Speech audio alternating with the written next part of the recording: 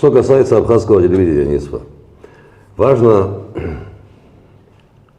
начать с того, почему вообще мы приняли решение идти на телевидение. Мы понимали, что будет противодействие, что нужно будет пробиваться туда.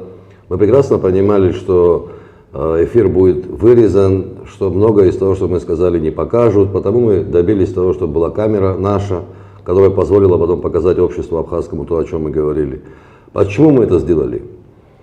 Потому что наша страна методично лишается независимых СМИ.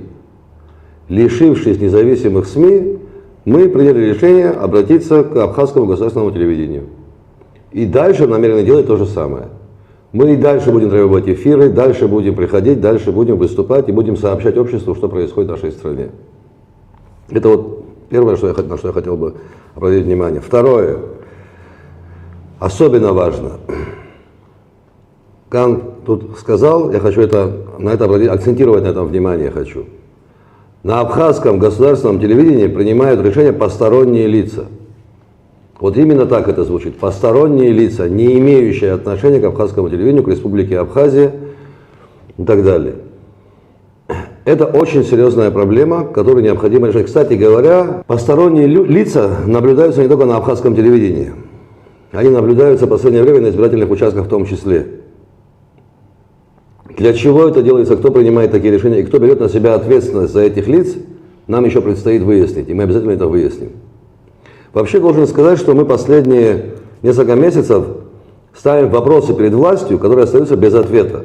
Вот мы задаем вопрос, он остался без ответа, у нас возникает новый, мы задаем новый и так далее. Но это не значит, что мы забыли о том, с чего мы начали. Те вопросы, которые прозвучали в первые в списке, на все те вопросы, которые мы задаем, мы обязательно получим все ответы. Вот здесь, чтобы никто не сомневался и так далее. Кстати, о вопросах. Вот я в эфире абхазского телевидения задался вопросом, обратился к власти с вопросом, отказалась ли наша власть от проекта независимой Абхазии.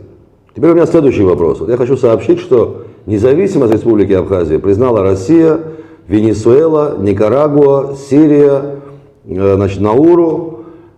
Страны, члены ООН признали независимость Абхазии. Поэтому у меня вопрос к нашей власти. Вы признаете нашу независимость? Я вынужден задать такой вопрос. Учитывая все, что происходит вокруг в стране в последнее время. Вы признаете эту независимость? Это очень и если признаете, какими действиями вы это подтверждаете? Это очень серьезный, очень страшный вопрос, но этот вопрос возник. И не задать его я не имею права. Ни перед предками, ни перед потомками, как говорится. Вот. Теперь, что касается телевидения и того, о чем говорил Кан Валерьевич. На все вопросы, которые мы задавали, власть ответила нам анонимными каналами. И ответили бред, по сути. Оскорблениями ответили. Весь диалог с властью сегодня выстраивается следующим образом. Сам дурак. Вот мы предъявляем претензии, говорим об этом, о том и так далее, нам отвечают сам дурак. Нам отвечают, что мы ростом не вышли, что мы не такие красивые, как хотелось бы, там, и так, ну, в общем, и так далее. Кстати, о внешнем виде, о росте мы еще никому ничего не говорили, хотя тоже там масса вопросов. Вот примерно так с телевидением. Очень приятно, хочу это отметить, очень приятно, что отклик в обществе лично я наблюдаю, и очень серьезный отклик. Мы своей цели добились, мы донесли до общества информацию, и общество эту информацию восприняло. Самое главное произошло. Как бы власть ни пыталась, как бы анонимные каналы из кожи вон не лезли, цель достигнута. Общество информировано о том, что происходит, и обществу это не нравится, уважаемые представители власти. Разочарую вас. Обществу это не нравится. И никакие анонимные каналы вам в этом не помогут, чтобы изменить ситуацию. Эти телеграм-каналы, я еще раз хочу повториться, очень многие оскорбляли еще раз в личности. Это коснулось, значит, лучших наших представителей нашего народа, депутатский корпус частично, значит, людей в свое время, которые прославляли страну, политические деятели, писатели и так далее, и так далее. Я еще раз, в свою очередь, тоже хочу задать вопрос власти. Если они так отмолчатся, и ничего не будут предпринимать, не задействуют МВД, СКБ, чтобы, значит, дойти до истины, они понимают, что за все это сказанное они готовы понести ответственность. Если они будут молчать, значит, мы должны понимать, что они сами в этом замешаны. Тогда все эти люди начнут вопросы задавать. Власть готова взять на себя ответственность за все эти каналы? Это очень важно. Видимо, они готовы, раз они молчат. Что самое интересное, показательно, посмотрите, эти каналы ни одного представителя власти не коснулись.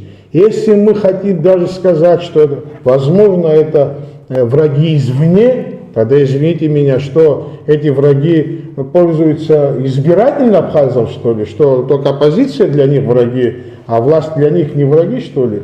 Здесь все на поверхности, даже искать ничего не надо. У нас будут вопросы, если власть не отреагирует. Вот я очень важную вещь чуть не пропустил. Помните, вы нам сказали, ребята, когда начали мы уже открыто с ребятами говорить, что Кам Валерьевич, вы понимаете, что у нас не первый раз исчезают архивы. Это, вы понимаете, что происходит? Кто-то стирает нашу историю, наши победы, достижения. Кто-то это занимается. Могу предположить, что кто-то, возможно, те люди, которые появились на телевидении. Или это кто-то, кто непосредственно пригласил этих людей, или же хотят на них свалить. Неважно. Само появление – это уже трагедия для абхазского телевидения и вообще для самого главного информационного голоса Абхазии. Я хочу напомнить нашему обществу, что есть умышленные действия, а есть умышленное бездействие. Вот если при Аслане Бжане мы наблюдали умышленные действия, то сегодня мы наблюдаем преступное бездействие. Я лично ставлю между двумя этими понятиями знак равенства. Вот это вот, чтобы четко, ясно было понятно, понимаете? Вот это вот, ничего плохого же не делают. Спасибо большое, какое счастье, что не делают. Но пока они ничего не делают, здесь происходят страшные вещи. Делают остальные. С их молчаливого согласия объявляют граждан Абхазии иноагентами, лишают гражданства российского. Самое страшное, депортируют из России репатриантов, тем самым ставя жирный крест на процессе репатриации, о котором мы 30 лет говорили, и 30 лет изыскивали средства для того, чтобы этот процесс поддерживать. В самые сложные голодные времена 90-х годов процесс репатриации не стоял на месте. А сегодня, когда у нас, казалось бы, более-менее неплохо, мы репатриацию остановили. Из-за молчаливого согласия нашей власти, к большому сожалению, негатив начал накапливаться. Если у кого-то есть иллюзия, что все в стране хорошо, что все у нас идет своим чередом, это не так, дорогие мои, совершенно не так. Накапливается негатив. И все это приведет к политическому противостоянию, к политическому кризису. Неизбежно приведет. Говорили об этом 5 лет, предупреждали Аслана Бжане, он оказался неспособным услышать. Предупреждаем теперь еще раз. Идет накапливание негативной энергии в обществе. И эта негативная энергия очень нехорошо может проявить себя в будущем. Прошу обратить на это внимание. Настаиваю на том, чтобы власть обратила на это внимание, отреагировала как-нибудь уже. Не через анонимные каналы. Масса инструментариев у власти. Масса. Если мы, не имея инструментариев, можем добиваться определенных результатов, власть тем более обязана добиваться результатов. И хочу еще обратить внимание на одну очень важную деталь, о которой мы говорили целых 5 лет, пока Бжане пытался сдать Абхазию. За все происходящее в стране несет ответственность власть. Только власть в полном объеме. Потом пытаться обвинить Кана Кварче, Нисфу, Аршба, Изиду Чанье, там, Инала Хашиг, Ливана Мика, там, Ишсова Какали. Это бред. У нас нет инструментов для того, чтобы усилить эту страну или разрушить ее. Все инструментарии у вас, мои дорогие. Научитесь ими пользоваться. И сделайте так, чтобы в отношении вас было меньше критики, тогда и будет все хорошо и нормально.